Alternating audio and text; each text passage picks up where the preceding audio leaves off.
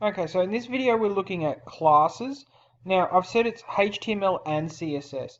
Doesn't really make sense to talk about classes unless you're talking about both HTML and CSS at the same time.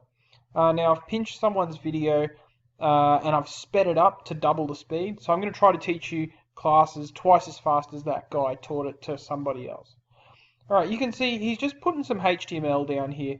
A paragraph where it says I am blue, a paragraph where it says I wish I was red, and then a third paragraph that says I'm yellow or I'm bright and yellow, something like that. So this is in HTML. So he's going to save this as a HTML file, and then let's skip over into our CSS file. Now he's saying p tag, and he's going to say all p tags are blue. So that's his only CSS command. Now when we look at, we can see that all three sentences, I am blue, I wish I were red, I'm feeling bright and yellow, they're all blue. Now obviously we want each of those to be a different color. The problem is that they're all paragraphs. So here's where we're using something called class. In our HTML file, we can do p, class equals, and then call the class something meaningful. Class equals blue. P, class equals red. P, class equals yellow. Now in our CSS, we can refer to those classes. So instead of just changing paragraphs or just changing headings or just changing the whole body, we can change very specific parts of our HTML. So just be very aware of the syntax here. We're just going to delete all that and start again with our CSS. If you want to refer to a class in your CSS, the syntax is dot and then whatever the class is. So if we want to refer to the blue class, it's dot blue. And we just we format that the same way that we could format anything. Now we can make that blue, anything with class blue.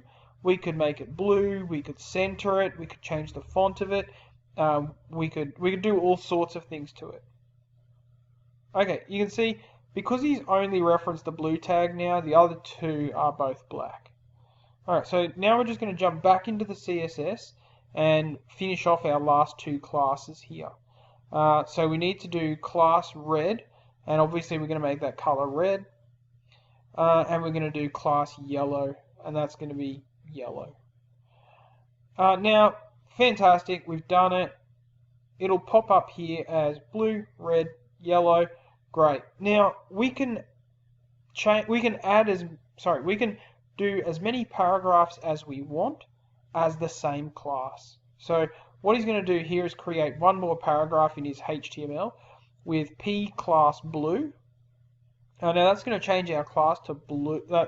The class of this paragraph is blue. This is another blue paragraph.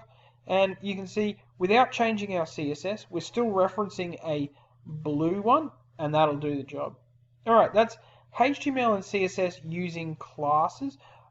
It's a very small idea, but it's very, very powerful because it means we're going to be able to do lots and lots of different things with very specific parts of our websites.